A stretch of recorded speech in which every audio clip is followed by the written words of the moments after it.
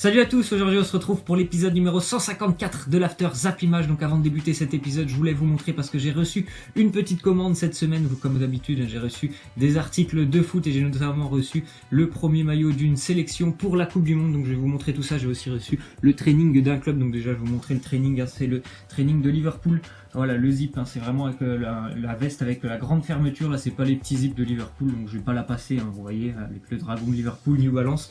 Le bas de Liverpool aussi que j'ai reçu. Regardez le bas de Liverpool. Vous pouvez le voir, c'est pareil, New Balance en noir avec le dragon de ce côté-là.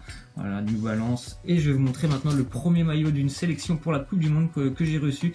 C'est le maillot de l'Argentine qui s'est imposé d'ailleurs hier en amical face à l'Italie. Le maillot numéro 10, donc tout le monde va peut-être penser que c'est Lionel Messi, mais non, j'ai pas mis Lionel Messi derrière.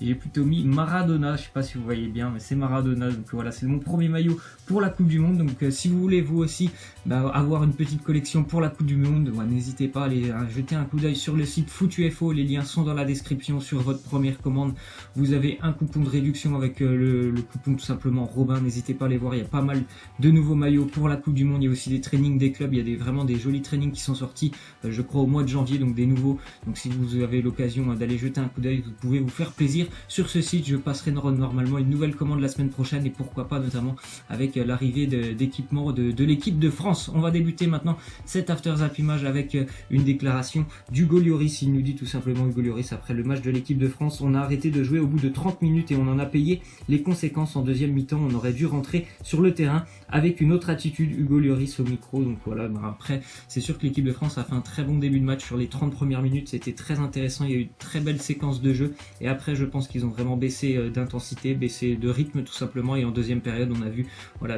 beaucoup d'erreurs défensives, beaucoup de lacunes, ce qui a permis aux Colombiens tout simplement de remporter ce match en deuxième période. C'est un peu dommage parce qu'ils avaient vraiment fait une très grosse entame et ces 30 premières minutes étaient vraiment très intéressantes de la part de l'équipe de France. Ensuite on voit une déclaration de Deschamps, il nous dit: la Colombie nous a donné une leçon de détermination et d'agressivité, et c'est totalement vrai. Je pense que les Colombiens avaient plus envie du ballon en deuxième période, ils n'ont jamais rien lâché, ils n'ont jamais baissé de rythme aussi ces Colombiens, ce qui leur permet notamment de récupérer le ballon dans les pieds d'N'Golo Kanté sur le deuxième but.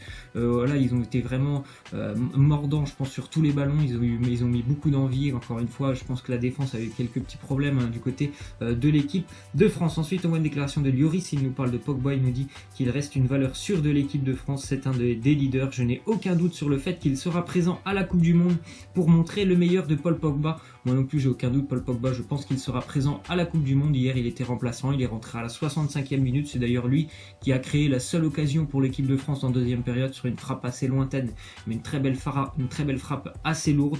Donc j'espère qu'il pourra être titulaire mardi du côté de la Russie, tout simplement pour engranger un petit peu de confiance, parce qu'on sait qu'à Manchester c'est un peu compliqué pour Pogba. Ensuite on voit que Varane Umtiti, le duo en défense centrale de l'équipe de France, ça ne fonctionne pas vraiment, donc on est assez déçu, je pense, du rendement de Raphaël Varane et de Samuel Umtiti hier. Je pense tout simplement que Varane, il l'a dit aussi dans les déclarations, je peux faire mieux. Je pense qu'ils peuvent faire mieux les deux.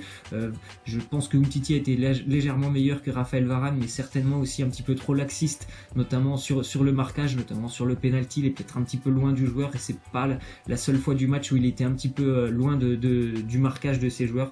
Donc je suis pas vraiment convaincu de ce duo défensif. Moi j'aimerais toujours bien sûr revoir Laurent Koscielny, même si en ce moment avec sa petite blessure c'est un peu plus compliqué, mais j'ai une large préférence notamment pour un duo qui assemblerait déjà Laurent Koscielny. Ensuite, on voit une petite info qui concerne Alexis Sanchez du côté de Manchester United. Vraisemblablement, d'après le Sun, donc un quotidien anglais, il se serait mis une partie du vestiaire de Manchester à dos. Ses coéquipiers lui reprocheraient d'être trop individualiste. Donc moi qui regarde assez les matchs de Manchester United, c'est sûr que si tu es un joueur attaquant, enfin un joueur offensif du côté de Manchester United, tu es un petit peu obligé d'être individualiste, il me semble, tellement cette équipe elle est tournée résolument vers l'option défensive. Donc en général tu es un petit peu esselé quand même sur le front de l'attaque du côté de Manchester. Donc je sais pas, moi j'ai pas vraiment remarqué qu'il n'était pas individualiste, Alexis Sanchez. Après c'est sûr que ses débuts avec Manchester sont quand même relativement compliqués. Ensuite on voit une déclaration de Thomas Meunier. Il nous dit: j'ai besoin de m'affirmer en club, j'ai besoin de montrer ce que je sais faire. Le club connaît ma position, mais j'attends car beaucoup de choses comme le coach vont changer. J'aurai peut-être plus de temps de jeu, je devrais bien l'utiliser. Il sait déjà, visiblement Thomas Meunier, il sait déjà que Unai Emery va quitter le Paris Saint-Germain cet été. Bon, après, c'est pas non plus un scoop, hein. On sait tous que normalement il va partir Unai Emery, et je pense que ça pourra bénéficier à Thomas Meunier, comme il le dit, tout simplement pour avoir plus de temps de jeu. Ensuite, on voit une déclaration de Xavi sur Ousmane Dembélé. Il nous dit qu'il va devoir apprendre à penser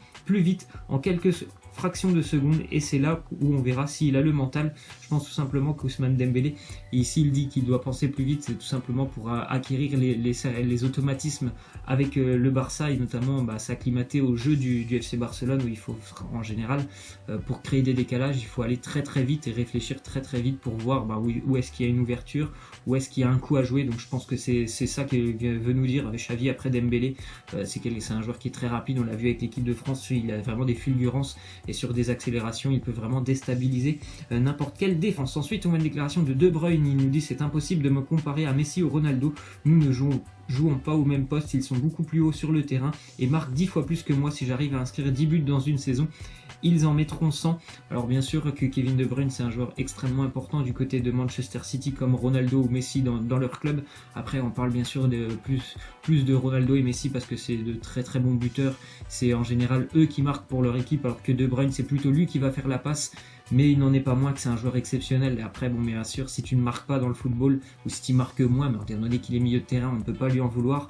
On va bien sûr moins parler de toi, et on peut presque pas les comparer parce que voilà, ils n'évoluent pas au même poste, et pourtant ils ont vraiment un talent qui est assez incroyable, ces trois joueurs. Ensuite, on voit une déclaration de Marcos Asensio, le milieu de terrain du Real Madrid. Il nous dit: chaque année, Cristiano est à un niveau impressionnant. Messi et lui sont à un grand niveau, mais celui sur lequel je me concentre est Ronaldo, qui est à mes côtés. Donc encore une fois, Ronaldo hier qui a délivré le Portugal, qui était bien mal embarqué, les Portugais, lors de leur match amical face à l'Égypte. Les Portugais étaient menés 1-0 jusqu'à la 91e minute, et en l'espace de 2 minutes, Ronaldo il vient mettre son doublé. Et voilà, encore une fois, une grosse preuve d'abnégation. Il n'a jamais rien lâché jusqu'au bout. Il a été présent dans la surface de réparation avec le Portugal, et voilà, il marque un doublé. Le Portugal continue on va dire ses bons matchs, parce que voilà, depuis la phase de groupe où ils ont été plutôt pas mal, et même cet Euro, et ils continuent avec un très bon résultat. Ils ont rien lâché jusqu'au bout, jusqu'à la 95e, ce qui leur permet d'aller chercher une victoire. Donc tout simplement un Ronaldo en mode phénomène, hein, encore une fois hier avec le Portugal, et comme depuis le début,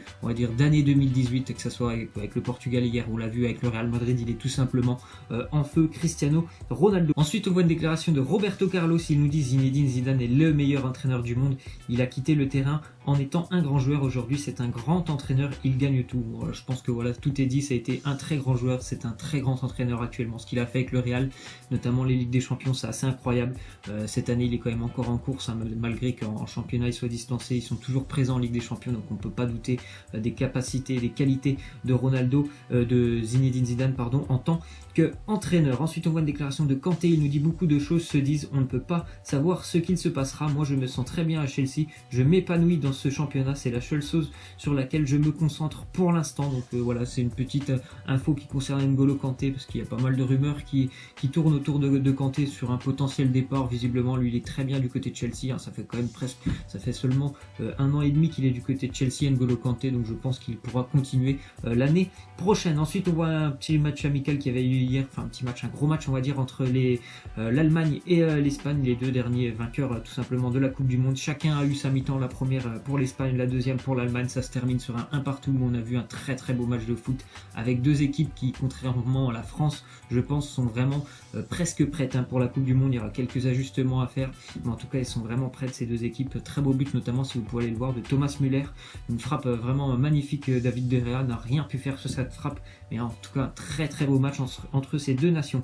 Ensuite, l'Angleterre se déplaçait du côté des Pays-Bas. Victoire pour les Anglais grâce à Jesse Lingard. Les Anglais qui ont largement, on va dire, dominé cette équipe des Pays-Bas. Plutôt mérité, hein, cette victoire pour les Anglais, qui, après leur bonne phase de groupe, ont encore une fois fait un très très bon match face aux Néerlandais. Ensuite, l'Uruguay qui a aussi battu la République tchèque 2-0 grâce à un but de Suarez et Cavani. Comme d'habitude, les nations sud-américaines sont très très fortes.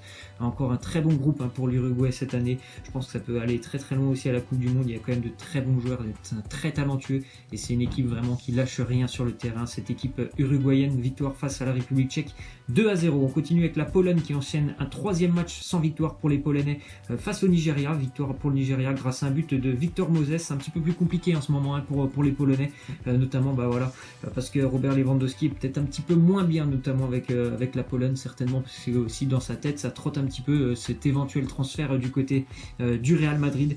En tout cas, la Pologne aura l'occasion de se reprendre la semaine prochaine, et le Nigeria qui continue à faire de très bons résultats après sa victoire face à l'Argentine en 2017 en match amical. Là, une victoire face aux Polonais, c'est une très très belle sélection africaine, cette équipe, cette sélection du Nigeria. Et on va terminer avec la question de fin: quel duo d'attaque pour l'équipe de France? Est-ce que vous préférez Griezmann, Giroud ou Mbappé, Griezmann? Tout simplement, moi je pense qu'il ne faut pas choisir. Il y a des styles de match où Olivier Giroud devrait jouer, tout simplement quand il faut, par exemple, je pense, bousculer une défense.